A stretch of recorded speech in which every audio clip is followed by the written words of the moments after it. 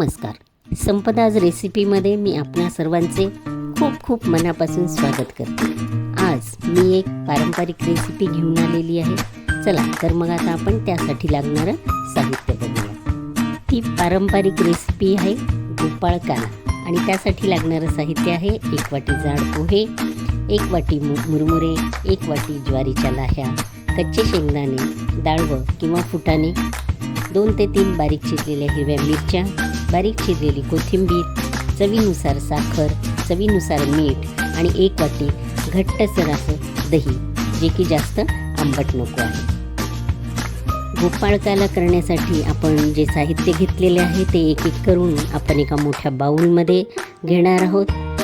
त्यात तुम्हाला आवडल्यास तुम्ही डाळिंबाचे दाणेही घालू शकता, पण मी यात घातलेले नाही आहेत. गोपाळ काला हा पदार्थ छोट्यांपासून मोठ्यांपर्यंत सर्वांना आवडणारा असा हा पदार्थ आहे आणि हो, शिवाय तो पौष्टिक देखील आहे. आता श्रावण महिना जवळ येतो आणि गोकुळाष्टमी, तेव्हा रेसिपी तुम्ही नक्की करून बघा. शाळेतही मुलांकडून करून घेतल्या जाते आणि तुम्ही पण तुमच्या मुलांकडून करून घेऊ शकता.